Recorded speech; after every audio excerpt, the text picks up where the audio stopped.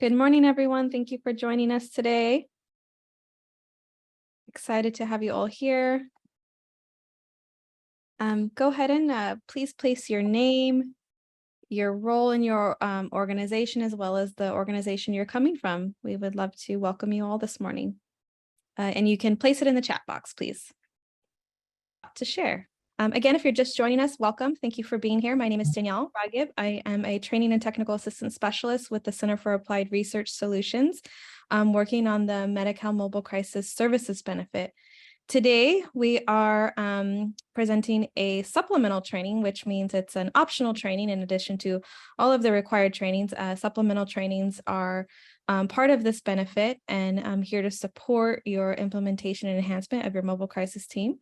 Today, we're focusing on consultation and supervision with mobile crisis teams from a trauma-informed and culturally responsive lens.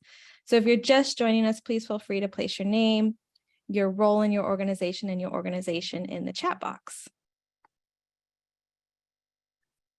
And this is, as mentioned before, this is part of the Mobile Crisis Services benefit training, supplemental training. And so as you all know, the mobile crisis services are intended to provide rapid response to individuals in the community that really are more focused on brief intervention and de-escalation and stabilization techniques. So really going out to provide as much relief as possible to a person in crisis in the community and keep them out of, using that higher level of care. So avoid unnecessary emergency department care in psychiatric inpatient hospitalizations and law enforcement involvement.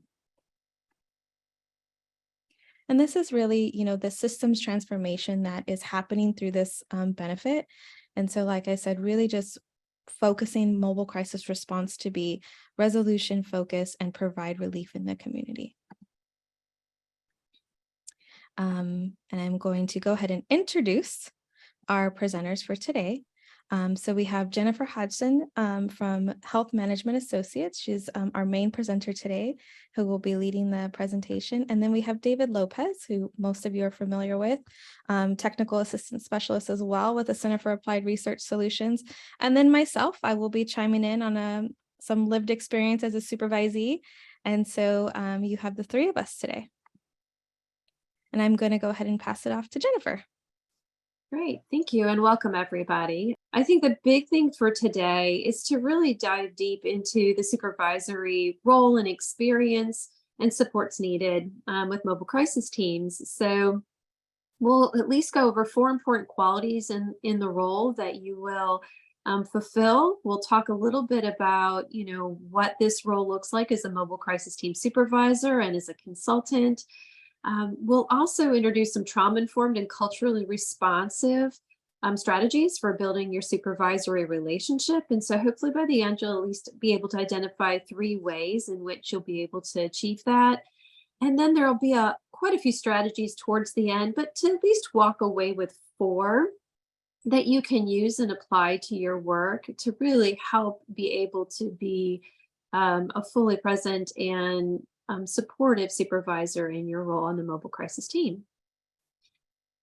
We're really going to look at taking care of self. This is something that we talked about earlier. So if at any point in time you should feel activated, we just want you to know that you're welcome to take time for yourself, take a break, step away from the computer, get something to drink. We know that these topics affect everybody a little bit differently, and so we just want to encourage you to take care of yourself. You're the most important person in this equation. So supervision of mobile crisis team members. When we look at the bin really outlines for us exactly how to meet the standards for the mobile crisis teams. So you'll read things like you need to have at least 2 providers for the duration of the response, everything from how you can participate via telehealth, different ways that you can engage with your member, and then also who on the team needs to be carrying naloxone, as well as which ones will conduct the crisis assessment. For this particular presentation, we're not going to cover all of those topics, but we really wanted you to be familiar with what is in the bin and what is considered a requirement for the mobile crisis team. Next slide is some additional requirements that the biggest one, we'll get to the next slide. I'm sorry, might just be a little lag. The initial one is to make sure that we have the appropriate licensed providers accessible to support our teams in their work. And we know that there's going to be diverse groups of trained professionals that may be going out to respond, to take care of the people in our community. So the bid is just very clear with the different types of support that needs to be there and the different licenses and credentials that also need to be available. And, we really just, again, encourage everybody to go through, read the requirements of the bin carefully, and make sure as your county's needs and your recruitment is moving forward that you're able to comply with these requirements. We want to start off, though, by hearing your voice. Even though the bin has its allocated requirements on what's needed for a mobile crisis team, when we really focus in on supervision, what do you believe are the most important qualities and roles of an effective supervisor? So if you can just enter that into the chat for us, and we'll sort of see what some of your ideas are about what qualities and roles the right, compassion, genuineness, steer the ship, clear, frequent, and direct communication, doing field work, knowledge, transparency, patience, clear guidance, empathy, availability, right? Flexibility, good communication, lead, fair, trust, supervision in the moment. Excellent. Pretty much what the others have already said. Thank you, Kenneth. Absolutely. So you're absolutely right. These are all things that we're going to be covering. Oh, and here's even more humility. Absolutely. Things that we'll be covering throughout the course of the presentation. We learn through our own experiences as well as through the training. So a lot of us might lead with different qualities because those are the things that we either were inspired by or found missing in our own experiences. So we draw from a lot of our own experiences in our work. Cultural understanding, absolutely. And all of those things we'll address today. Good job. All right, next slide. So when we focus on what supervision is, the first word that stands out is partnership. So that it's a partnership between the supervisor and the supervisee, both sort of putting in energy, both putting in ideas, both exercising, communicating, which includes both active and passive communication, cultural humility, all of the things, compassion, all of the things that you mentioned earlier. And at the core of that is that partnership.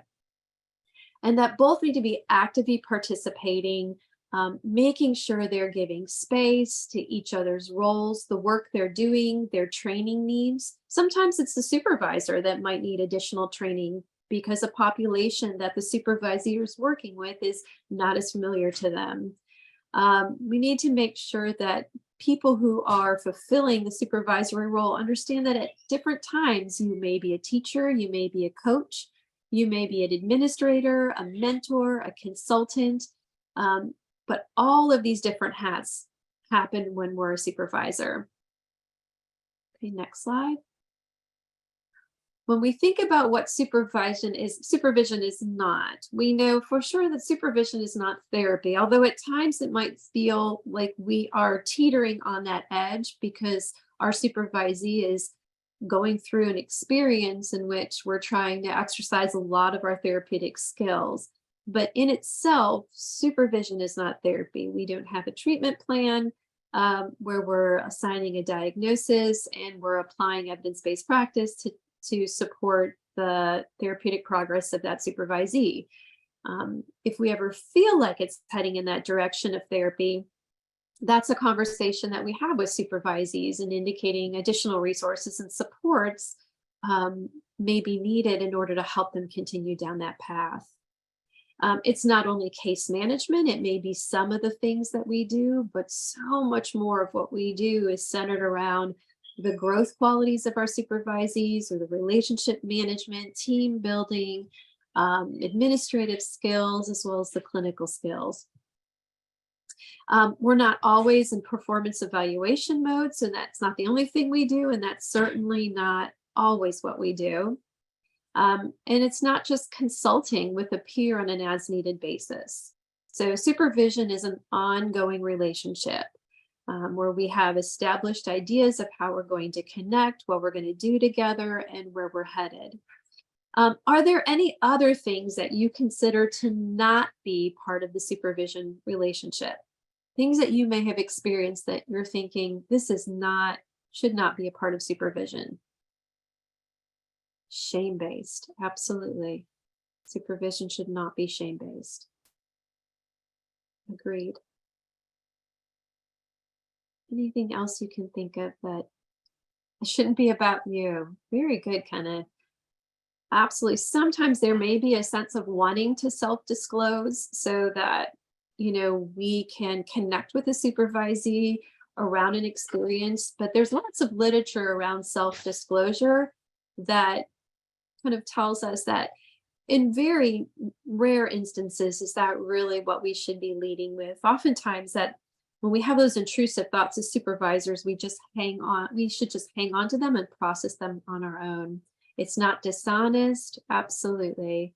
And it's not all on the supervisee to ask for help. Right, right, very good. Especially when we have a supervisee who may come from a different cultural background, age group, demographic. It's not just on them to teach us about them. It's our responsibility as supervisors to do our own learning. Absolutely. We want to then take you into the material about what exactly is a mobile crisis supervisor. So the next slide, we talk a little bit about, some of the things that you may have already mentioned. So I'm not going to read the entire slide to you, but we, go through case conceptualizations. We oversee the work to make sure that we have mutually agreed upon goals.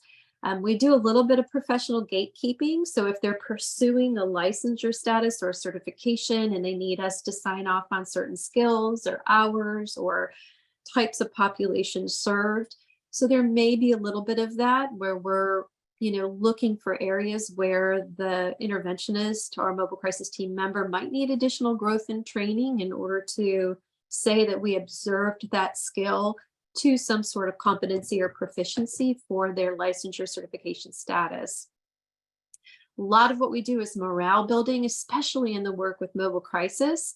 So looking at strengths, it is so important, especially if you can tell your supervisee is being extraordinarily hard on themselves or has just gone through a very difficult experience, that we are continuously looking at their strengths and that what their needs are and what we can do to help encourage them to either, get some additional training or sit with, something that might feel uncomfortable because it's a growth moment. And we know that these things help prevent burnout, which we're going to talk about later, because burnout is not on the responsibility of the supervisee. That's something within the organization and system. So as a supervisor, sometimes when we hesitate engaging in these things that prevent burnout, it's because we're not getting them ourselves. So there may be an organizational element that as supervisors, we have to pay attention to so that we can provide feedback in other areas of the system, not just to the supervisee. Our supervisors collaborate with our directors of crisis services, looking at program development, improving onboarding, resource access and development, community partnerships, feedback to community partnerships.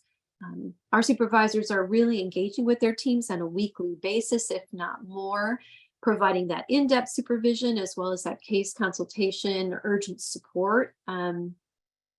They do additional trainings oftentimes. So it may be from your own skill sets. It may be inviting somebody in to talk about a skill set you're observing that your team can benefit from. Maybe it's bringing somebody in who's had lived experience to talk to your team about some things that they can grow and develop with because you're seeing more and more of a population access services. So supervisors, as you can see, have a wide range of skills that they're employing in their mobile crisis work. In the next slide, we're looking at what a consultant does. Now, the bin is very clear that we can use consultants who can help us to really attend to the needs of our intellectually or developmentally disabled populations. We also may engage translators or interpreters for people who might need American Sign Language or other types of interpretation translation services, because at the core of this is wanting to make sure that as supervisors, we're facilitating the needs of our community, and making sure that our team members have awareness and access to what they can draw from to be able to do that. The next slide talks a little bit about the different licensing profiles that you might be supporting as a supervisor. So these are the ones from the California Board of Behavioral Sciences that we pulled for today. Certainly there may be others that we might be working with, but social workers, marriage family therapists, professional clinical counselors, and each of those is hyperlinked to what criteria they need to be able to be licensed in the state of California. So it is very clear to you and to your mobile crisis team member, if they're in pursuit of some designation, what exactly it is that you need to do, and if they need additional supervisory supports, how is that going to work, and what expectation is there for you to coordinate with them? So each of those links will take you to different information that you can be aware of if you're noticing that you have some diversity in professional disciplines on your team. And the next one is your peer support specialists. These are state qualifications that they have to meet in order to be able to designate themselves under the state of California Mental Health Services Authority. So the Medi-Cal peer support specialist supervisors must take a DHCS approved peer support supervisor training within 60 days of beginning to supervise a peer support specialist. Now, the nice thing about this training, it's offered at no cost. It's a 1 hour free course. So it's a really strong incentive for us to be able to get this so that we can provide the supervision needed, because peer support specialists are really valuable resources on our mobile crisis teams. Okay. Some additional mobile crisis team support. We really are recognizing that counties may approach this differently as far as how they're going to develop the guidelines on when team members can access supervision and different consulting services. So we just wanted to encourage counties to consider developing these written guidelines so that when your mobile crisis teams go out into the field, they know exactly who they can contact and when for what supervisee needs they might be experiencing. We also want to note that the mobile crisis team members, as well as any clinician in California, have access to the free California substance use line. It's a 24/7 line where you can get clinician to clinician support. So if you're in the field and you've encountered something that you're unfamiliar with, or you're not sure what resources there might be, or not sure if you handled it in the best way, and you just want to debrief and process that with somebody who has experience in it, this is a wonderful resource that you can use, and it helps you in identifying your own areas for growth and development as well. All right. Okay, David, did you want to jump in at any point on this and add anything else?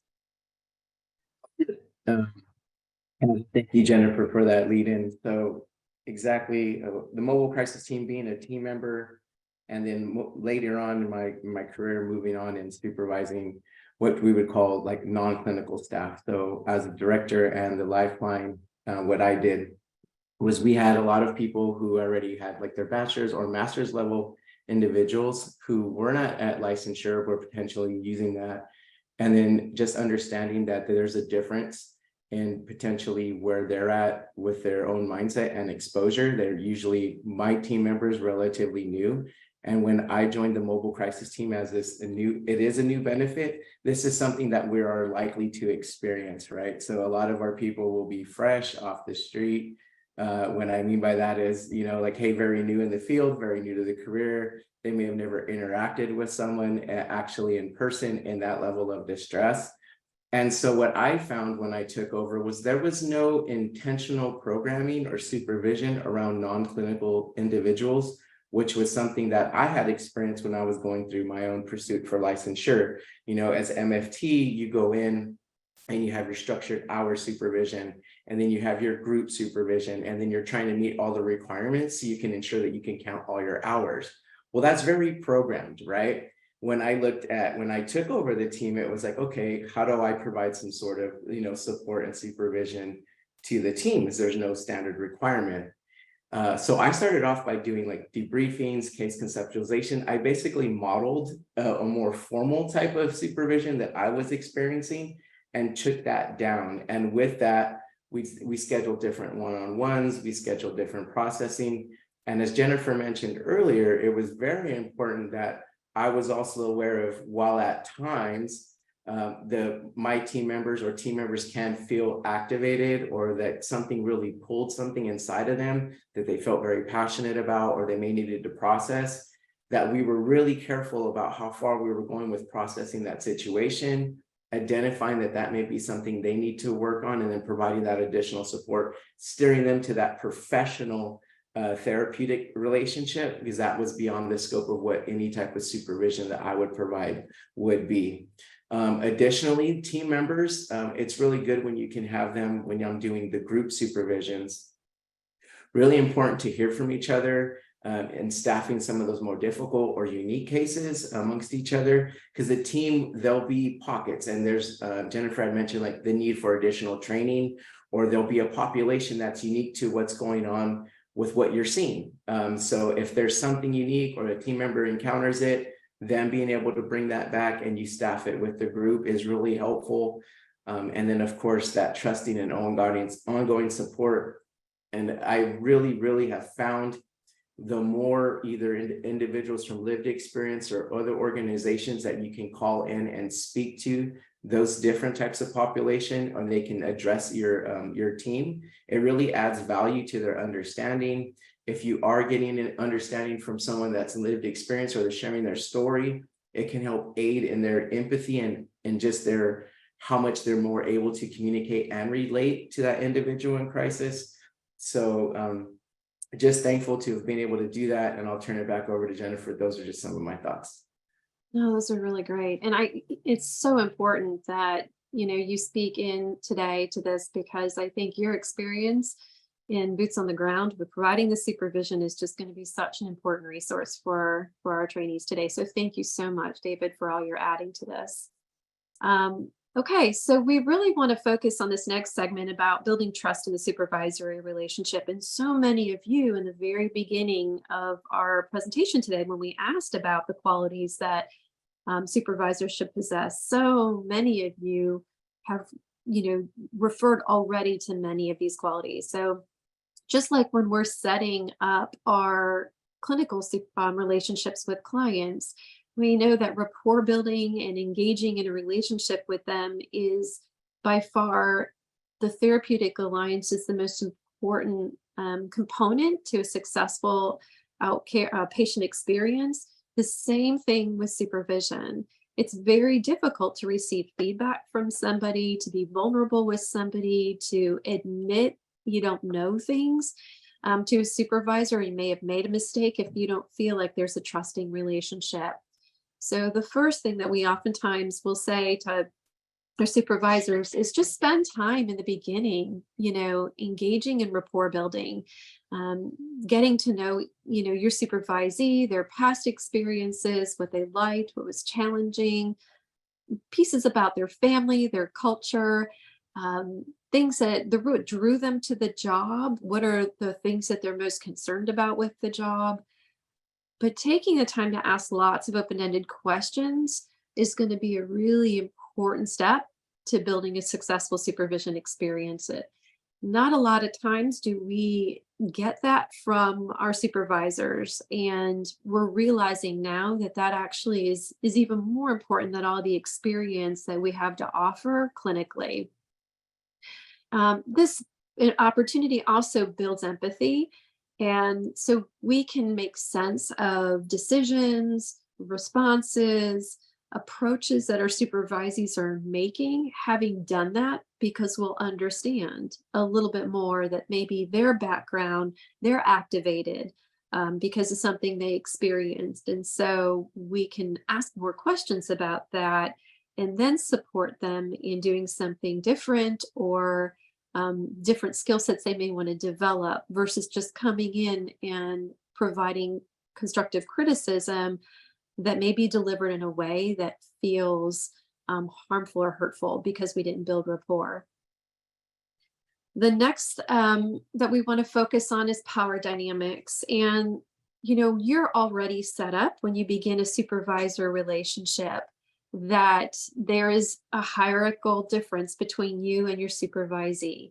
So you're going to be somebody coming in who has an evaluation responsibility, who may be overseeing their calendar, their assignments, their amount of supervision time they need to process. You may be signing off on their forms. And there may be some other things that are perceived being power differentials, whether it's gender, race, ethnicity, language, experience, years experience.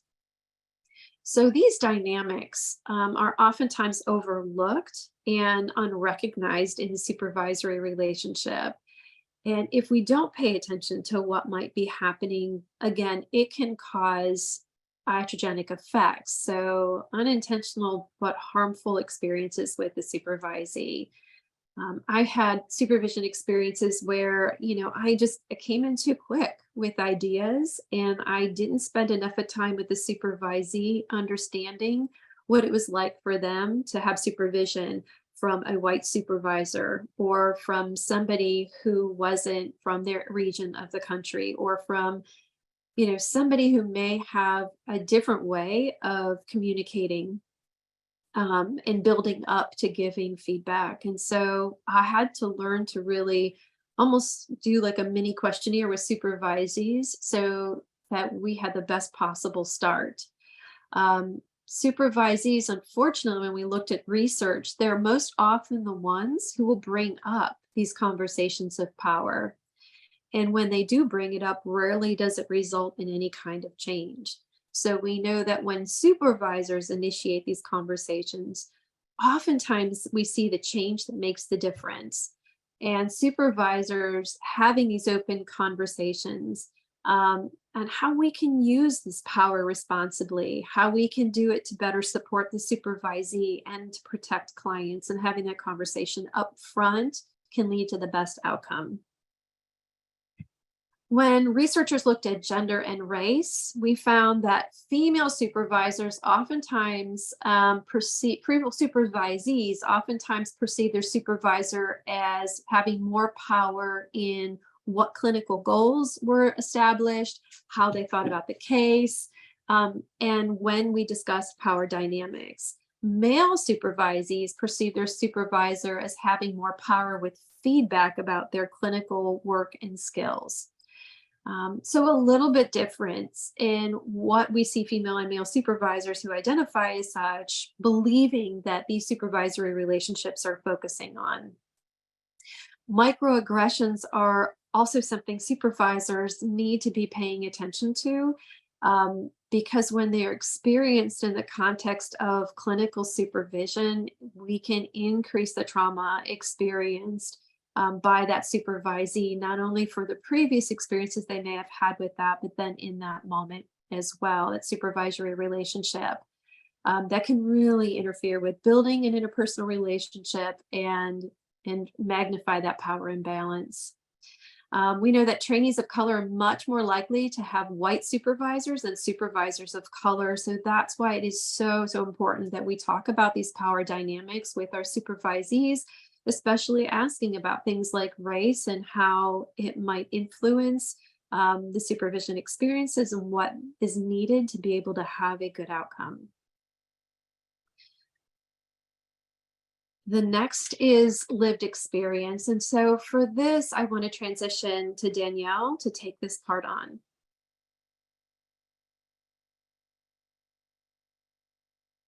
Thank you, Jennifer.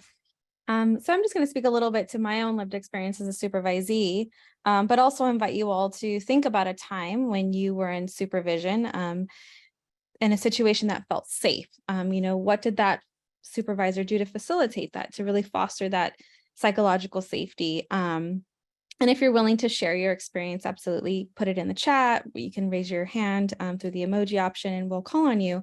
But I'm going to share that, what in situations where I was in supervision as a supervisee and what felt safe to me were when there were opportunities for just connecting as human beings, right? Crisis care is so complex and it's not easy and it's not for everybody. So supervision should also be unique to who we're providing it to, because this field, this work, mobile crisis response, is unique.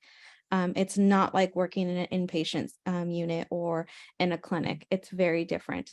And so our supervision should also be different in regard to how we support the person, the team member. And so I always felt most supported and safe when my supervisor was accessible to me, right? I could actually access them. I had the ability to connect with them when I needed to. And when they said what they meant, and they meant what they said. And so if they gave me a direction or, feedback on something that it wasn't unclear, or that I walked away not really understanding, or, later it came out differently, or it was, there was some misunderstanding. So there was some really clear direction. And that flexibility, humility, all of you have said it: honesty, compassion, humility, flexibility, and putting themselves. What really helped me feel safe was when my supervisors put themselves in a position to really understand, to try to understand what I was experiencing or what was happening for me. When maybe I went on a call and, there was some transference, or it was my community that I was responding to, and there was just so much compacted in there, right? From responding to a call in my own community to people that I relate to, maybe people, culturally who align with my cultural values and things like that, people who look like me. That was important for my supervisor to say, hey, I don't have that experience. I don't know what that feels like, but they're putting themselves in a place to really understand. And so I think someone put in the chat, having cultural understanding. I think that's extremely important. And what Jennifer spoke to as well is, if your supervisor and supervisor come from different cultural backgrounds, how do we understand each other? How do we set the stage to really engage in conversation that sometimes can be uncomfortable, right? To talk about the differences, but it's so important to talk about them, because how does that translate when we go out into the field and we're working with people from different cultural backgrounds? And so that was what helped me feel safe in an environment of supervision within the crisis field.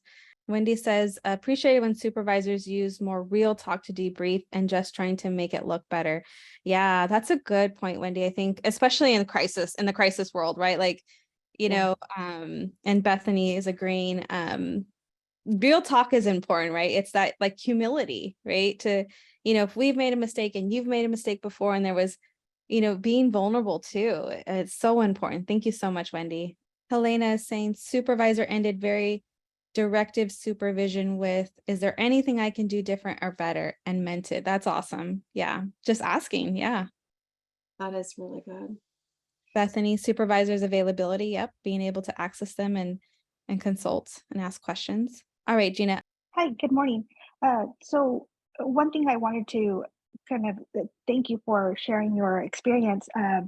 Being newish to the supervisory role, going from field work, being a crisis counselor, now elevating to a supervising role, it's really refreshing where we could pull from our work experience that we have, but then also crisis work is so fast paced and we have to implement so many changes that I think it's important to, and it helped me when I was in that role as a counselor, to get the information, and if it is that important, that they do those blasts of information and the follow-up to kind of support us, because it is so fast paced, and I can only see that happening with mobile crisis as well, that to keep the lines of communication up to date, because that's what's going to keep everybody safe in the field when things might change.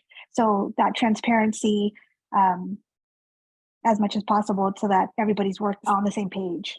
Yeah, thank you so much, Gina. Transparency, huge, important. I think, especially as you mentioned, crisis work is so fast paced and we're always shifting and moving and adapting. And so that transparency is key. Thank you so much for sharing. And thank you, Juan, for sharing your experience in terms of like cultural connectedness. Appreciate that. And thank you all. All right, I'm going to. All of it. I, as a supervisor, have oftentimes had to go back and talk to supervisees and apologize and say, I was in a rush yesterday and I was listening for what we needed to do with that clinical situation. And I didn't even think about what we needed to do to take care of you. Can we debrief that? Because we might sit back later in the day and think, oh my gosh, I was a robot today. I just went from one thing to the other and didn't think about how my supervisees might be experiencing that, especially if they're new to it or just had just an incredibly challenging caseload. So, it's okay as a supervisor, we might miss the opportunity in the moment, but we can go back and re-engage with that later. And that means a lot to supervisees because we're human too. Okay. So really looking at building a trauma-informed and culturally responsive supervisory relationship, knowing that a lot of the supervisees who are called to this work are called to this work because they've either experienced the need for really good care in this area through a friend, a family member, a loved one, observance in their community. So we have, as supervisors, a really unique opportunity to help facilitate some healing through really effective trauma-informed and culturally responsive supervision. So the first thing we want to do is just check in with each of you. As you can see, you are the experts. We really want to hear your voice today, but what are some ways trauma shows up in supervision that you've observed? What are some ways that you've observed through the supervision experience that trauma can show up in your supervisees? And if you want to put that in the chat, hypersensitivity, calling out. Oh, calling out means calling off of work. So yes, absolutely. Anything else? Frustration, overwhelm, reactive. Right. You can kind of see people are in their hindbrain, enmeshment, shutting down, emotional dysregulation, shift in how they perceive the work, right? Having a difficult time shutting off their day, sort of really having a lot of intrusive thoughts about cases that they are people that they have supported throughout the day and having a difficult time moving past those, nervous, scared, right?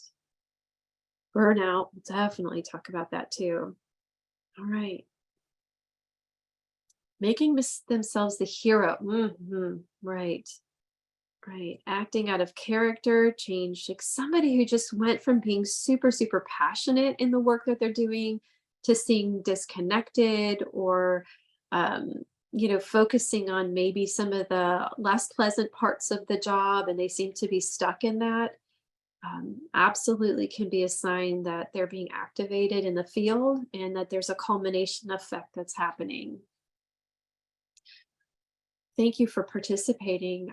So I'm going to move to the next slide. These are just some ways that, very good, Michelle, desensitized, some ways trauma might show up in your supervision. So you may have had these experiences and may not have, but you might see somebody in fight, flight, freeze, or fawn. And if you're not familiar with fawn, that's people pleasing. So they just are really engaging in really doing what they think others want them to do versus what the evidence is telling them to do, what their intuition is saying to them to do.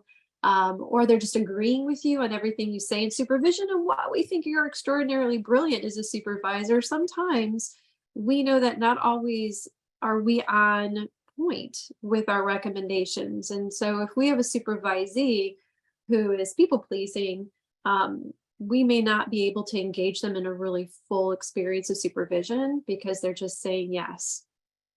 And that could be observance of a stress response and trauma response. Difficulty putting their thoughts together. If you have somebody who's having a difficult time with documentation, somebody who's having a difficult time expressing aspects of a case, it could be they're in fight or flight having a stress response, and kind of processing with them some of what could be going on for them. Maybe they're afraid to make a mistake. Maybe they're, really stuck sort of in the emotional moment of that care experience and need some grounding, in the supervision to kind of help them focus. If you notice a lot of tardiness on one or more elements of the job, either tardiness showing up to work, tardiness getting notes done, tardiness coming to trainings, that can all be a sign. And rather than respond with discipline, responding with curiosity. Refusing to see certain types of clients. I've seen that as a supervisor. You may have as well. It could be connected to some own, personal trauma that they may have been through, or people that they know, or maybe they've been on calls before and had an experience that they hadn't fully processed around a similar type of a call. So really kind of talking through some of those things. What are some of the calls that you may have been through that are still a part of your day, and having them process that, because that may be some of the ways trauma is connecting and staying on.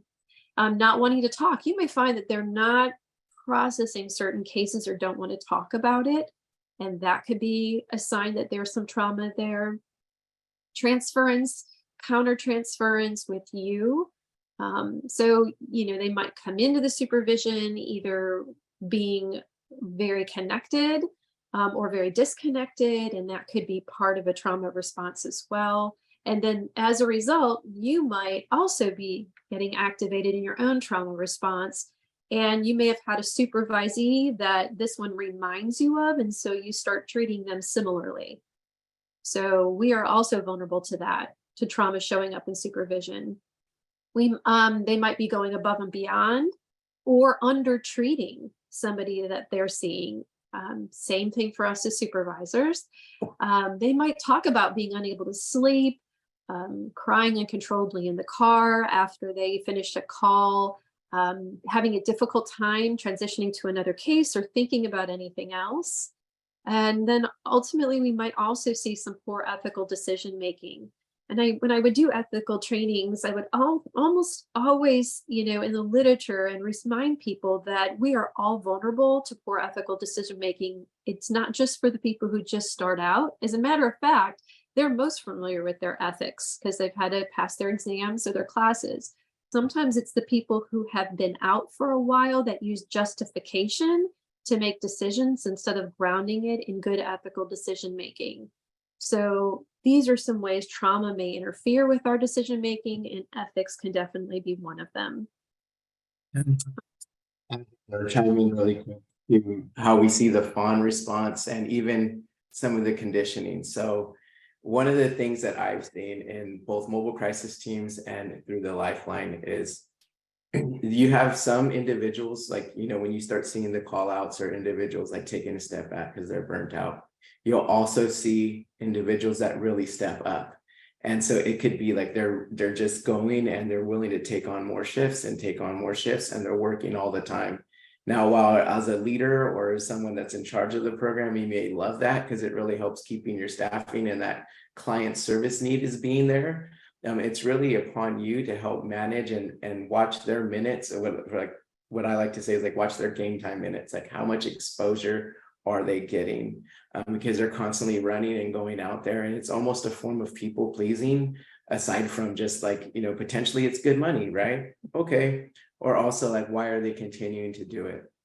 Another thing is understanding that when those calls come in and that call for service and that team's leading, it can be a very anxiety provoking experience depending on what they've recently seen, what they've been exposed to, and that's another form of trauma response. So one thing, and even when I process with my teams at the Lifeline, it would be things such as, hey, how does hearing that phone ring and just acknowledging the fact that that can be an anxiety inducing moment, because you don't know what call is coming through that line. It could be someone that needs, very little de-escalation, or it could literally be the individual that's at the bridge and they want to, take their life.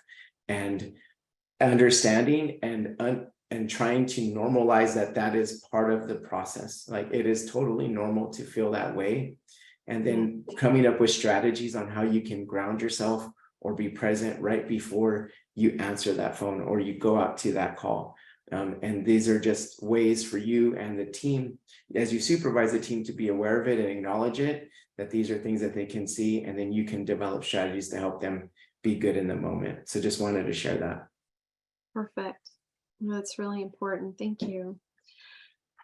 Okay, so we do know that vicarious trauma will show up in the work, and oftentimes it's when our supervisees, or even for supervisors, that when you work with trauma survivors over time, it can really shape the way that we think about the world. So just really keeping an eye out as supervisors for vicarious trauma effects. Secondary trauma is another thing, another way that we call it, and we're going to talk about that just a little bit here.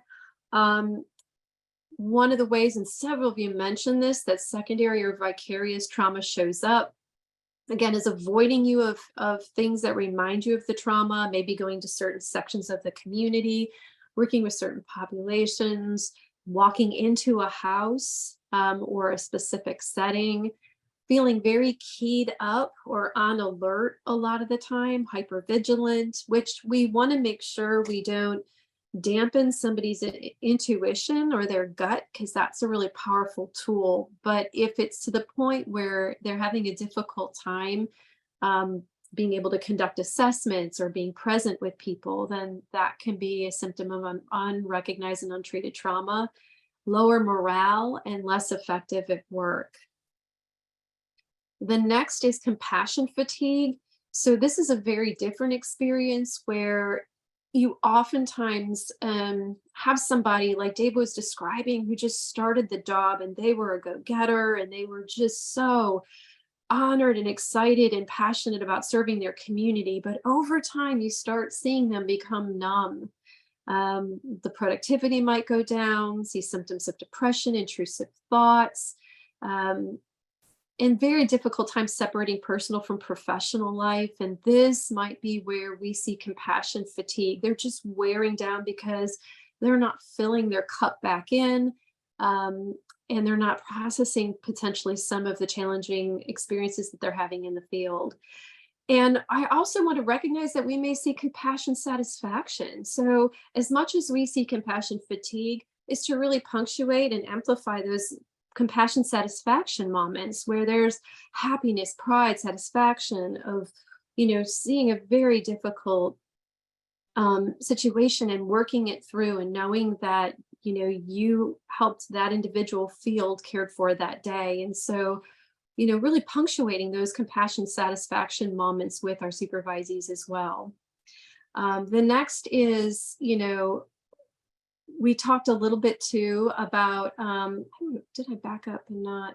Oh, we might have missed burnout, and I apologize for that. So burnout is when we are in a system that may not be creating manageable workloads or recognizing the effects of chronic stress in the workplace.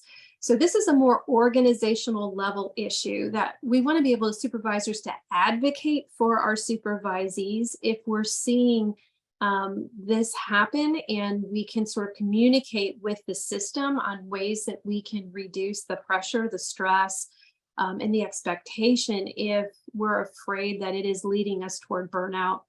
So we're hearing a lot of exhaustion, negative or cynical attitudes, and high turnover, which is a huge sign of burnout in the system.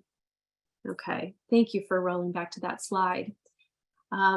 So the key principles for trauma-informed supervision our safety, trustworthiness and transparency, making sure that we provide peer support for our supervisees, and we have some strategies later, focusing on collaboration, mutuality, with sharing of power, which we talked about earlier, empowering voice, making sure our supervisees have choice, and then really attending to cultural, historical, and gender issues that could be and almost always are present when we're processing cases, building relationships, and delivering care.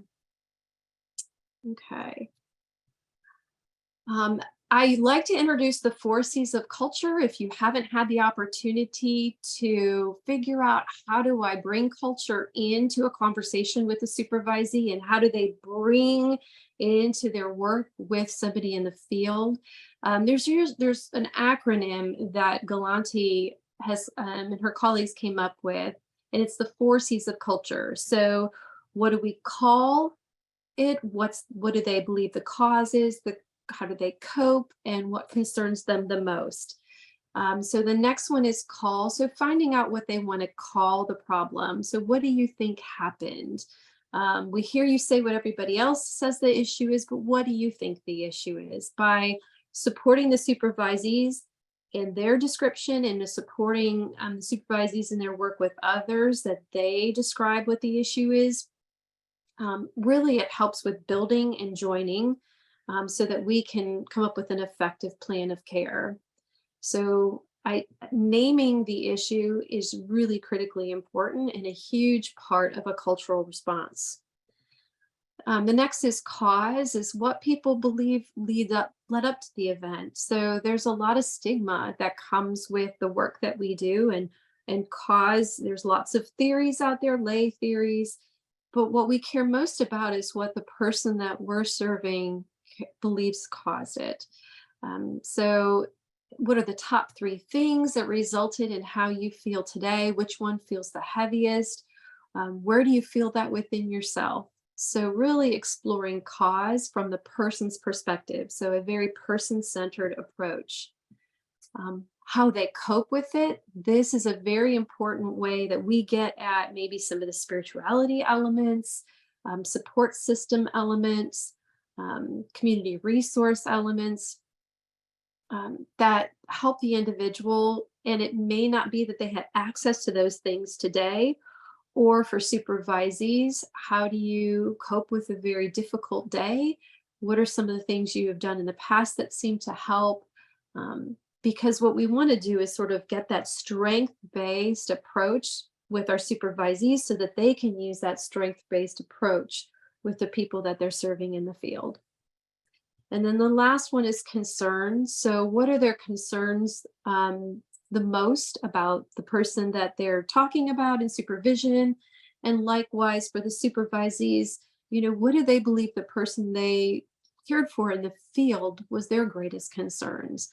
So we're showing through supervisee-centered supervision how to be person-centered in their care of others.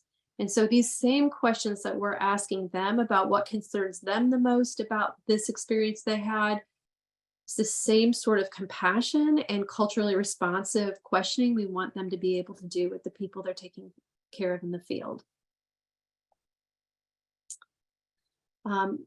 I'm going to move on to cultural responsivity. So this really begins with cultural humility, and it's a lifelong journey. We used to talk about cultural competence, and I think most of us then realized, will we ever fully be competent? We learning about different human experiences is a lifelong event. And so our job as supervisors is to exercise humility and self-reflection and learning from our supervisees, doing reading, going to trainings, so that if we're not sure how to respond to the needs of a certain community, individual, clinical presentation, age group, disability, that we're taking that on as a learning opportunity for ourselves.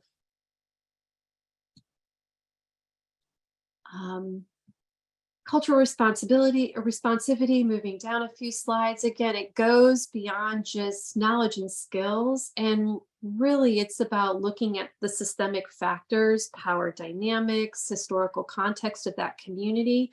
So really maybe working to build the trust of that community, because the people who have come in to deliver services in the past have not always done it in a way that felt safe and trusting. And we also know that cultures aren't static, that individuals change and grow and have different experiences, and communities change and grow. So we're constantly needing to learn about our communities with our communities so that we can provide respectful support to both our supervisees as well as to those whose lives we're impacting indirectly through our supervision. So I want to check in a little bit with each of you. If you can put in the chat, what are some ways that you found helpful to integrate cultural responsivity into your supervision? Better understanding of my staff, always being open to learn, right? Thank you, Danielle. Right. So I think it's just that sense, use the intentional conversations. Absolutely. It just cannot feel like checking the box. It absolutely has to be intentional and of value that you introduce at the very beginning of supervision, and then educating yourself, right? So whether your supervisee comes from a different spiritual, faith-based background, or work experiences, or race background, gender, age, family dynamics, to be able to take the time to learn what they think is most important for you to know in order to be helpful. Absolutely. We're going to just kind of go through some of these supervision strategies, but you'll be receiving this PowerPoint. So these are just ideas for ways that you can really work through your supervisory relationship. There's the care model of supervision, there's the discrimination model, and there's some research that shows they can really be helpful together. If we move down to the slide about the care model of supervision, it's really designed to focus on 4 key things with your supervisee. So we want to understand the context of the case that they're talking about. So the time, the place, the logistical components, the action. So what are the supervisee's immediate needs and concerns? If it's on the phone, because they're still with the individual they're providing care for, as well as that person that they're caring for, what are the action items that they need? The response, so they are in care, is we're going to review, go back over, debrief, follow up. Once the crisis has passed, how did we do? What could we have done differently? What could I have done differently? So we learn from these experiences in supervision. And then empathy, so really validating experiences, showing compassion, which is the very first word you all introduced this during this training, and then a caring response, like this was a very difficult case. Thank you so much for bringing it to me. I learned a lot about, this through you, and I hope that I was able to provide some support. Sometimes empathy is silence too, sitting with somebody while they're kind of processing through their own thoughts quietly. The discrimination model, which is next. So there's the care that focuses on the supervisee. The discrimination is, as supervisors, we can overwhelm them with ideas. So they really want us to think about, pick one path, whether we're going to focus on the intervention, a skill that the supervisee might be able to take with that person, some sort of conceptualization. So maybe it's a theory or an intervention or an evidence-based strategy we want them to focus on, learn more about, or work through. Or whether it's something about themselves, a reaction, a bias, some counter-transference they may have experienced in the field or with us. But to have some learning point that they're going to move from the supervision with, so they're not so overwhelmed by so many things. So that's just the discrimination model strategy. And then the last is the GROW model. And the GROW model is really designed for being able to look at the long distance, and it emerged from coaching and mentoring, but I like it in the sense that we're working with supervisees and understanding what their goals are, what's the reality of the situation that they're trying to work on, What are their options that, they see for themselves in this work? And what do they see the way forward is? So if they're feeling overwhelmed by certain types of cases, or the aspects of learning, or that we can just figure out where do they want to grow, and making that supervisee centered. Okay, here again, some strategies. There's the supervision, the free substance use line that we introduced and put in the chat. We also gave you some ideas on different meeting strategies you can have, peer support groups, scheduled times to run through policies, assessments, topic-driven agendas, no office agendas. Sometimes as a supervisor, you're going to see your team struggling with different types of cases, and it might be really good to set up a topic-driven office hour where we can learn more about self-harm, or we can learn more about a particular drug that might be surfacing in the community. And sometimes it's good to have no agenda either, just to be able to be present with people or celebrate, compassion, satisfaction. Some other strategies are supportive. So how do we, encourage our supervisees to take breaks, stay in touch with loved ones, develop a buddy system, somebody that they can talk to at the end of the day when they feel like they just need to touch base with somebody, not necessarily for supervision, but just for support. Maybe even having team events can be great ways to build community among your mobile crisis team. Laughter can be a great strategy too. And then education materials that we can produce for them, having maybe a team site or some central location where they can go to as we discover, or they discover, articles, assessments, different things that can help them in their work.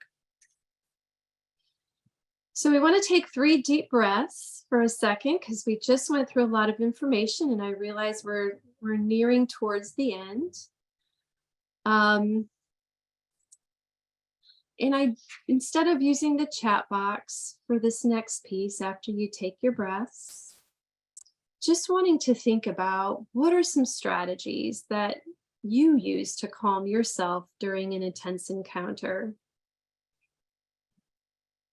What are some ways that you're able to reconnect? And helping your supervisees be able to identify that for themselves. So when they're in the middle of a crisis call and they start feeling their pulse race, or they're sweating, or they're getting those butterflies, what are things that they can do to calm themselves? Maybe it's a sensory item. Maybe it's a word. Maybe it's a prayer. Maybe it is taking a deep breath. Maybe it's, feeling the ground. So different strategies to kind of help them to have some tools in the field so that they can recenter. Grounding with objects around you. Absolutely. I just bought a little stone that has a little divot in it that you can rub. It's called a worry stone. Those can be really powerful. So team wrap-ups, absolutely. Absolutely. Sensory grounding, rubbing fingers or toes, right? Because your supervisees might need strategies in the field that they can do quickly. Maybe having mints in their pocket that they can, pop a mint in the mouth. That'll trick the brain sometimes to break that trauma hindbrain response. The next slide is some strategies for self-care. You all are probably just replete, as the chat is, with some ideas, but they're making sure our supervisors are getting good sleep, healthy eating, regular physical activity, relaxation. These aren't things that we can afford to sacrifice. Having success moments that are important to share, or having opportunity to mourn together if there's been a loss. And then encouraging people to stay in regular contact with their loved ones. When's the last time you've gone home? When's the last time you've gone on a hike? When's the last time you've taken your dog for a walk? All right. And then the last one is just examples of types of issues to process. So if we're, trying to think about what can we do to sort of make supervision a really well-rounded, rewarding experience for supervisees, aside from the case management, which is really critical work that we'll do. but making sure we're checking in with our supervisees about experiences of threats to safety, knowing that those aren't just physical, but psychological as well. And asking them to process if there's any of those moments so that we can learn through them and figure out if ways that we might need to change or modify some things to keep them safe. Challenges along any point in the crisis intervention model, if they're having trouble getting their documentation done, if they're having trouble getting the right address, completing the assessments on time, that we want to know that so that we can continue to improve the process.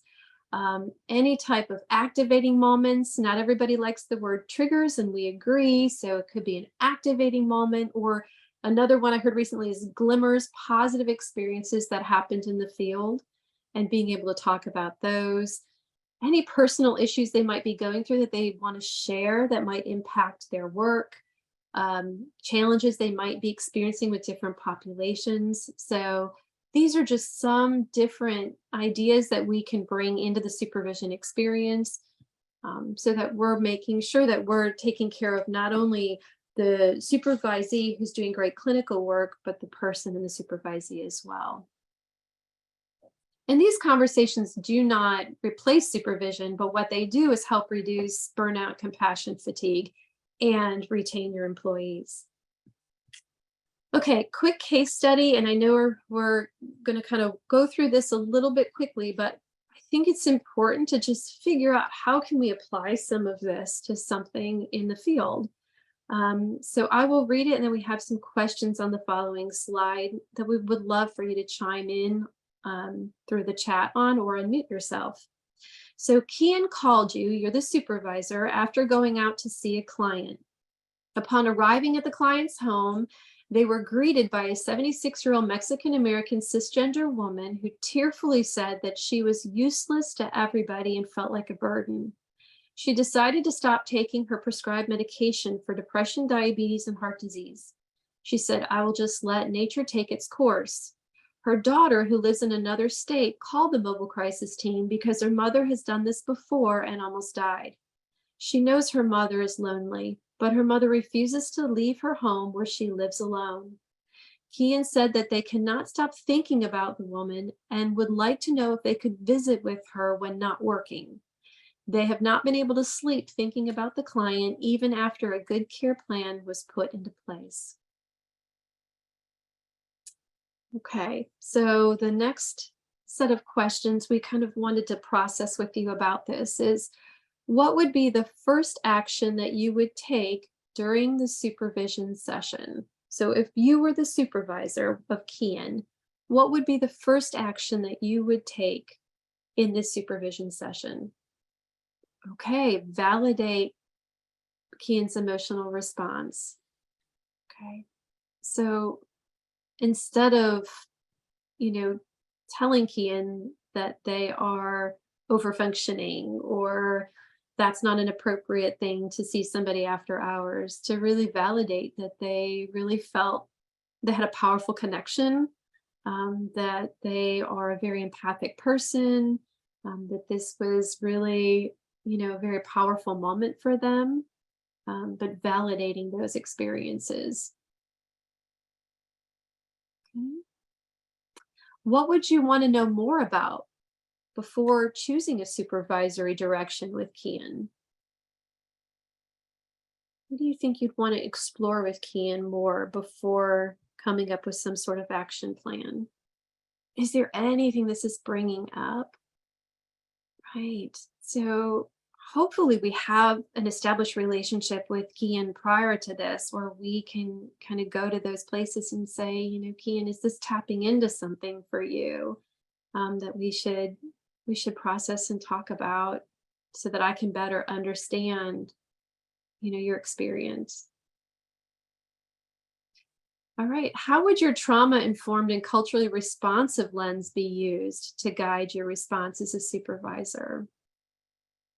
What types of things would you be paying attention to, listening for with Kian that would come from a trauma-informed and culturally responsive direction? William said above what is causing her to be restless and thinking about the client all the time. And then Daniel is talking about culture and past calls and experiences. So I think it would be important. These questions are great in the sense of a trauma-informed and culturally responsive lens. There may be things within this person's culture that tie them to caring for the elderly and having that sense of needing and wanting to take care of this person.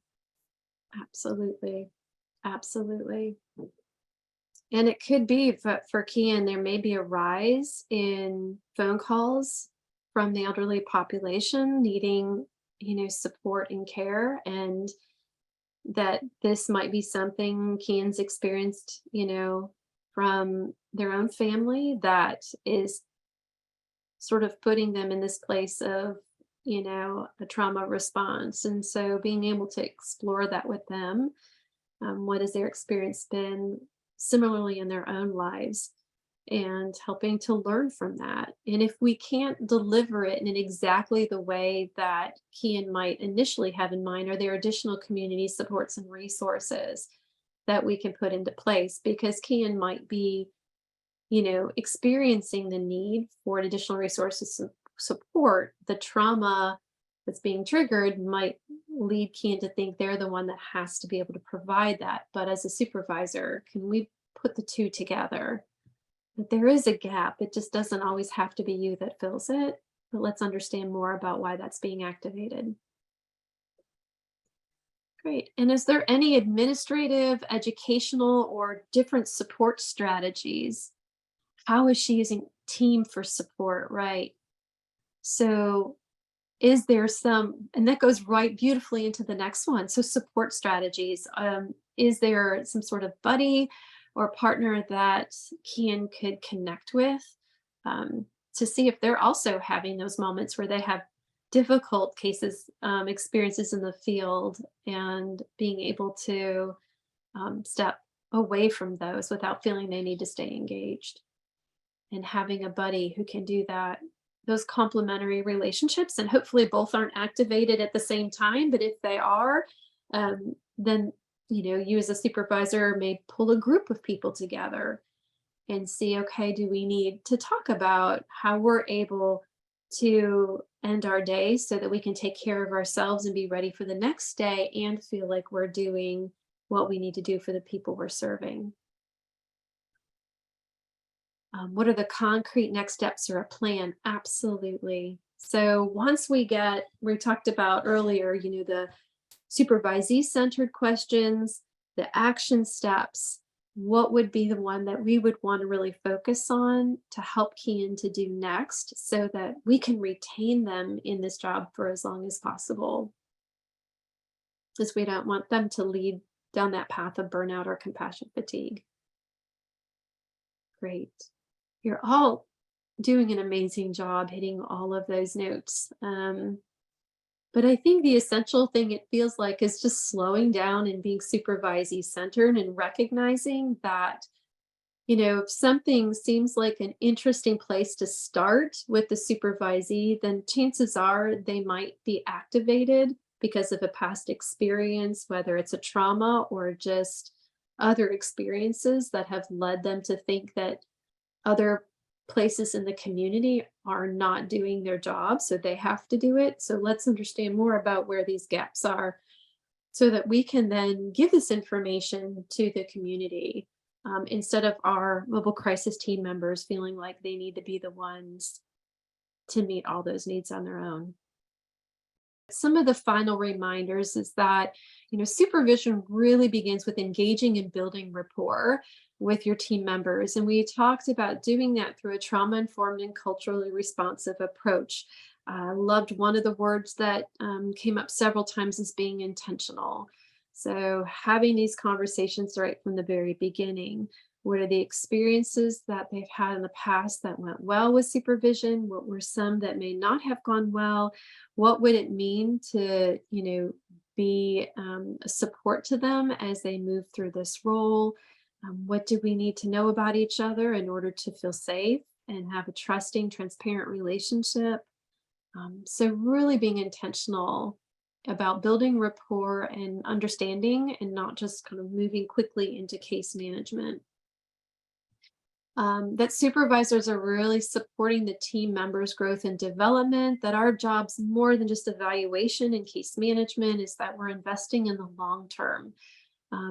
These are incredibly amazing humans who are stepping forward to do this work. This is not easy work, and I'm always amazed at people who are called to this, that these are really special, talented, empathic people, and we want to prepare them for this work in their communities for as long as they're able to do it. And we want to invest in their health and really be very person-centered in our retention strategies, because it might look different for each supervisee. We as supervisors need to recognize our own self and our experience of providing symptoms and signs that we might also be experiencing compassion fatigue, burnout, or vicarious trauma. So what are our own signs that we need to pay attention to? How can we advocate for our own needs as supervisors and our own buddy systems and supports, as well as the members of our team? And then again, really encouraging each county to develop guidelines and how their mobile team members can access supervision, clinical supervision, consultation, whatever their needs are when they're out in the field, so that at any point in time, if they have questions, they know who to go to be able to get that support. Because I think the hardest thing for a supervisee is to feel like they're in it all on their own. So how can we help prevent that? Any other final reminders, Danielle and David? And this is a great time for questions. Thank you for unmuting me. No, when I was going, you were talking about supervision and speaking with, the supervisee. I think sometimes it's also important to recognize when somebody is saying, this isn't for me. Crisis work is not for me. And I had that experience with somebody who just said, I feel in over my head. I wasn't expecting all the emotion that was going to come from this kind of work. And I think it's important to recognize when people are recognizing that inside themselves, that this is not the kind of work that maybe they're best suited to, and make that okay. And I had that conversation with this individual, and I thought it was really helpful, and it was so relieving to them to hear. They felt so pressured, they had to see it through. And I said, when I sort of said, maybe this isn't for you.